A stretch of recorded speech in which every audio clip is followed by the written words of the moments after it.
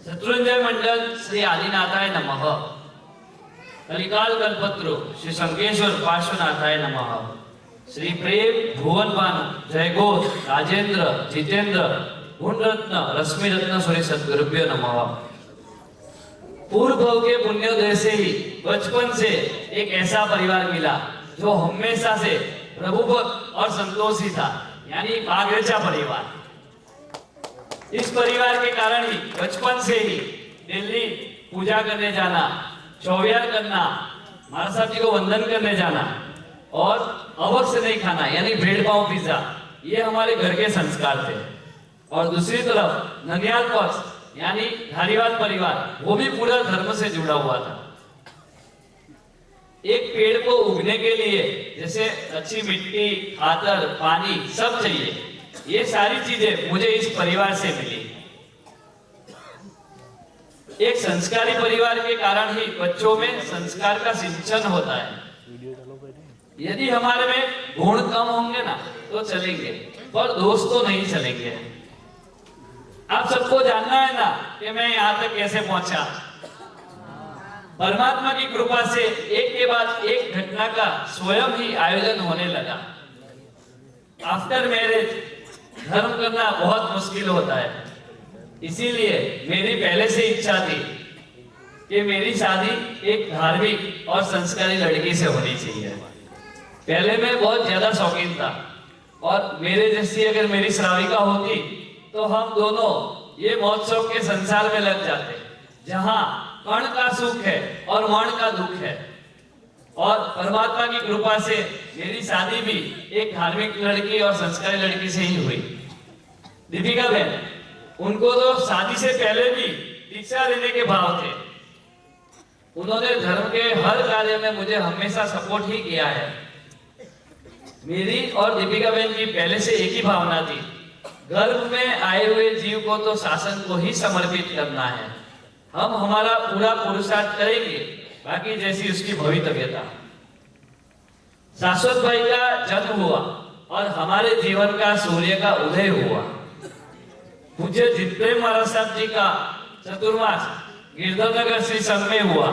बस वहां से मेरे एक जीवन में यू टर्न आया, जब उनकी वैराग्य भरी वाचना, प्रवचन सब हम वहां चलते, तब हम ये सोचने पे मजबूर हो जाते कि जीवन का सच्चा लक्ष्य क्या। हम जब उनके पास अभ्यास करने जाते तब हम ये सोचने पे मजबूर हो जाते कि ये महोत्सव की जिंदगी कब तक, आयुष्य है और पुण्य है तब तक, व्हाट नेक्स्ट। और सच्चा सुख कहाँ है? पुद्गल में। पुद्गल है पर पुद्गल में सच्चा सुख देने की ताकत नहीं है।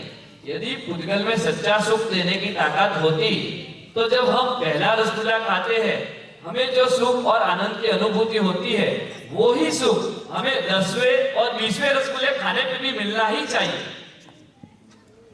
बस अंतर सच्चे सुख की संकरा पैदा हुई। पूज्य भक्ति योगाचार्य श्री यशो विजय सूरी महाराज साहब जी की मौन शिविर में जाना हुआ। वहां पर एक भीतरी आनंद की अनुभूति हुई। वहां पर जो भीतरी आनंद मिला, उसके लेवल का आनंद कोई भी पर वस्तु नहीं दे सकती। बस सब कुछ चल रहा था, एज यूजुअल लाइफ चल रही थी, पर कुछ मिसिंग था। जब सोचते थे ना, ऐसा लगता था कुछ मजा नहीं है, तब आनंद मिसिंग था। एक बार जैसे हम प्योर घी खाते हैं ना, फिर बाकी कोई घी में मजा नहीं आता, वैसा ही भीतरी आनंद का भी है। हम चाहे बाहर कितना भी घूम ले, चाहे पूरी वर्ल्ड टूर मार ले, सब कंट्रीज घूम ले, हमारे पासपोर्ट की बुक्स भर दे, सब बुक्स भर दे, पर जब अंतिम दिन होते ना, तब हमारे हृदय में एक ही फीलिंग होती है, थक गए, बस अब लौटना है, अब थक गए, घर जाना है। वैसे ही अनंत काल से हम सुख और आनंद के लिए बाहर भटक रहे हैं, पर वो तो स्वयं हमारे भीतर में ही है। परमात्मा की कृपा से उपध्यान करना हुआ, वहां और भीतर जाने का अवसर मिला। फिर लगता था दीक्षा मुश्किल है, बहुत टफ है, पर इम्पॉसिबल नहीं है। और तभी से दीक्षा के मनोरथ चालू हो गए। जब फर्स्ट टाइम मैंने दीपिका बहन को बात की, दीपिका बहन मुझे दीक्षा लेनी है, तो उन्होंने एक ही बात बोली, आप अकेले नहीं, हम तीनों साथ में ही लेंगे। दीपिका बहन ने बचपन से ही शाश्वत भाई का बहुत अच्छे से संस्करण किया। वे उसे हमेशा बॉइल वाटर पिलाते। मैं बहुत बार बोलता चलेगा, पर वो बोलते मैं अपने आप मैनेज करूंगी, आप चिंता मत करो। जब उद्यान करके लौटे तब मैं रोज व्यासना करता।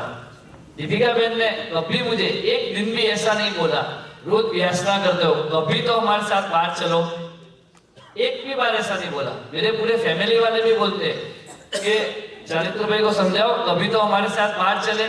पर दीपिका बहन एक ही बात बोलती, एक हम तो व्यासना कर नहीं रहे और जो कर रहा है उसे क्यों मना करें। दीपिका बहन से ये हमें बहुत अच्छी सीखने जैसी बात है। यदि हम हमारे घर पे धर्म कम ज्यादा करें ना, पर जो धर्म कर रहे हैं उसे तो हमें हमेशा सपोर्ट ही करना चाहिए।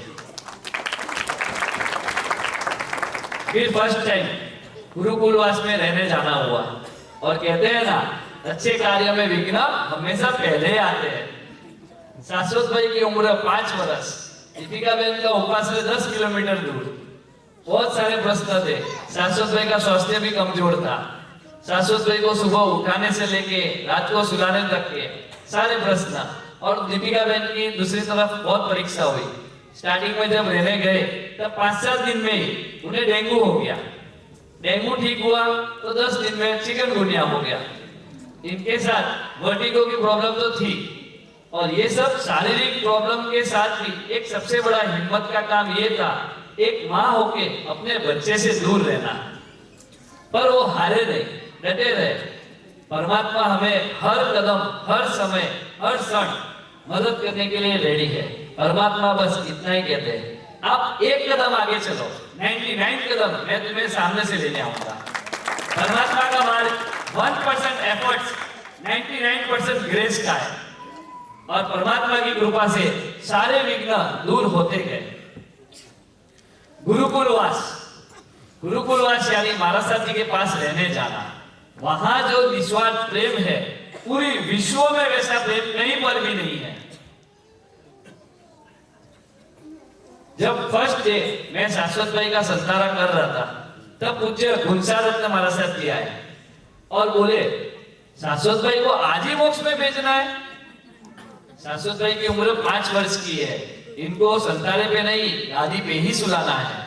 पूज्य गुंसारत्न महाराज साहब जी यानी हमारे बड़े भाई, एक छोटे भाई को ही अपने बड़े भाई की वैल्यू पता होती है। फिर तो टोटल 48 महात्मा से हमें निस्वार्थ प्रेम ही मिला। गुरुदेव मुझे आचार्य भगवान श्री रश्मि रत्न सुरेश्वर जी महाराज साहब जी, जिनके पास जाते ही सब समाधान हो जाते हैं। और मेरे जीवन रथ के साथी पूज्य पन्यास श्री यश कृष्ण विजय महाराज साहब जी, जिनकी प्रेम भरी स्माइल ही हमें सोचने पे मजबूर कर देती कि सच में सुखी कौन है और सुख कहाँ है। जब फर्स्ट टाइम गुरुकुलवास में रहने गए थे तब मुझे लग रहा था कि दीपिका बहन और शाश्वत दोनों मेरे पीछे आए हैं, पर वहां जाने के बाद मालूम पड़ा कि मैं बहुत बड़े भ्रम में था। वो दोनों तो अध्यात्म के जगत में मेरे से भी आगे के साधक है। जब गुरु महाराज की वाचना चलती पूज्य पन्यास यश रत्न विजय महाराज साहब जी की, तब मुझे रोज मेरे पिताजी की याद आती। मेरे पिताजी के जीवन से ही मुझे संतोष और सरलता के लेसन्स मिले हैं। उनके जीवन से ही मुझे एक सूत्र भी मिला है, सबके साथ अपनों के बीच अपने में रहना। पहले मुझे मेरे पिताजी के गुणों का इतना परिचय नहीं था, पर जब से दृष्टि परिवर्तन हुई तब से मुझे मेरे पिताजी का गुणों का परिचय होने लगा। कहते हैं ना कि हीरे की परख करने वाले को ही कोलसे की खान से हीरा मिलता है। पहले मैं बिजनेस में भी बहुत ज्यादा एग्रेसिव था। मेरे पिताजी हमेशा समझाते कि जीवन के ये सब राइट गोल्स नहीं है, सुख शांति से जीना ही जीवन का सबसे बड़ा गोल है। पर तब तो मुझे सुख मात्र पैसा, संपत्ति, बंगला, गाड़ी, नाम, प्रतिष्ठा ये सब में लगता था। मुझे जितने महाराज साहब जी मिले, फिर ये सब बातों का कनेक्शन समझ में आने लगा।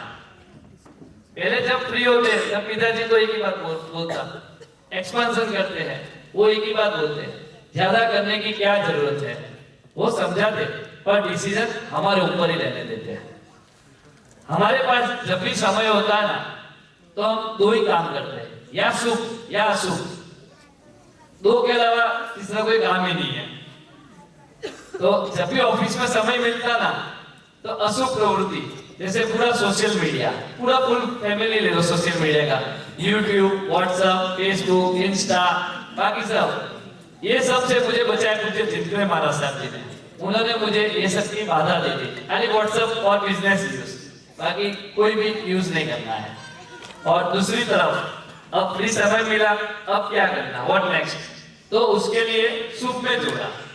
ऑफिस में daily book reading, book reading के बाद नेक्स्ट मंत्र जाप, उसके बाद सामयिक प्लस स्वाध्याय। डेली ऑफिस में सामयिक प्लस स्वाध्याय करने पर भी कभी मेरे पिताजी ने मना नहीं कहा।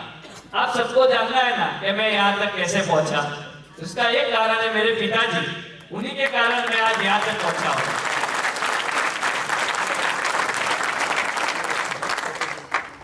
जब मैंने मेरे पिताजी से बात की कि मुझे बिजनेस नहीं करना, तो उन्होंने ये सब नहीं कहा तो क्या करेगा, बिजनेस करने की उम्र है, शादी हो गई, बच्चा हो गया, जवाबदारी है, ये सब नहीं बोला। उन्होंने एक ही बात बोली, कोई बात नहीं, जैसी तेरी इच्छा। पर पुत्र मोह के कारण इतना उन्होंने जरूर कहा, तू भले बिजनेस मत कर, पर पूरी जिंदगी यहाँ घर पर ही रहकर धर्म कर। बाकी उनको भी पता है सच्चा मार्ग तो परमात्मा का ही है। मेरी माता, उन्होंने तो हमेशा हमें प्रेम और वात्सल्य ही दिया है। मेरी माँ ने सिर्फ अपना बेटा नहीं, पोता और बहू को भी दीक्षा लेने के लिए सहर्ष आज्ञा दी है।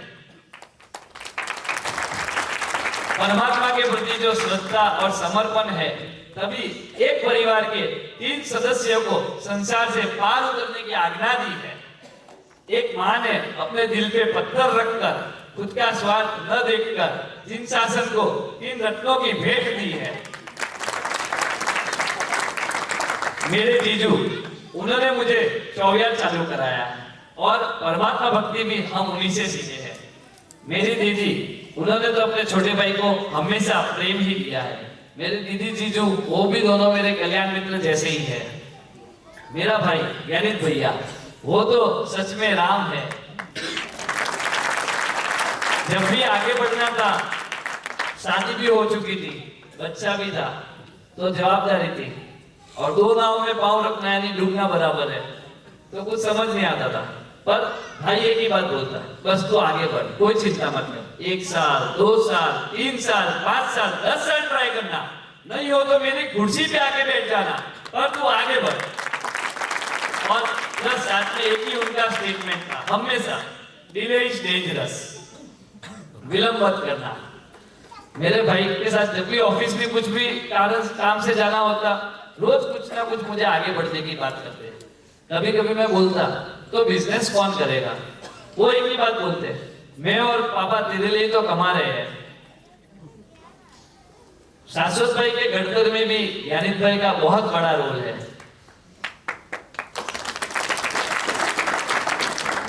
हम सबको अपने बच्चों को संस्कारी बनाना है ना, किसको किसको अपने बच्चों को संस्कारी बनाना है, हम सबको बनाना है। पर हम उसके लिए क्या कर रहे हैं, वो सोचने जैसा बड़ा प्रश्न है। हमारे ज्ञानित भाई ने ये काम करके बताया।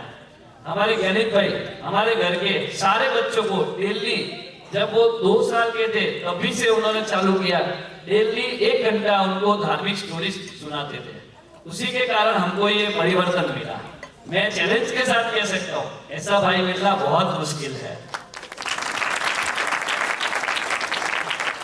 मेरी भाभी, वो भी सच में सीता जैसी है, जो अपनी सारी जवाबदारी बहुत अच्छे से निभाते हैं, और उनका जीवन भी बहुत सिंपल है। मेरे ससुराल पक्ष यानी विनायकिया परिवार, वे भी पूरे धर्म से जुड़े हुए हैं। मेरे मम्मी जी पापा जी ने भी हमें दीक्षा लेने के लिए सहर्ष आज्ञा दी है।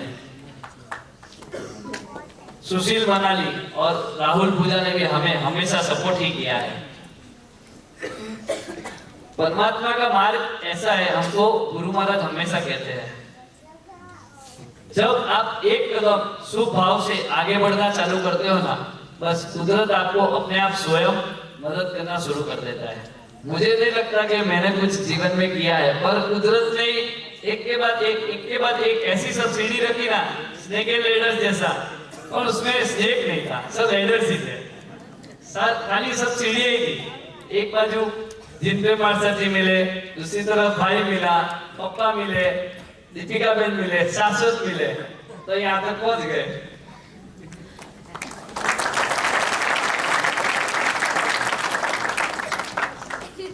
बस अंदर दीक्षा लेने के मनोरथ हो चुके थे। दीपिका बहन और शाश्वत भाई ने भी सपोर्ट किया। गुरुकुलवास में अच्छा लगने लगा। 2.5 साल गुरुकुलवास में रहे। परम गुरु और सदगुरु की दृष्टि पड़ी, फिर तो भाग्य का खुलना ही था। परिवार वालों ने भी संयम ग्रहण के लिए आज्ञा दे दी और आज हम तीनों आप सबके सामने यहाँ पर उपस्थित हुए हैं।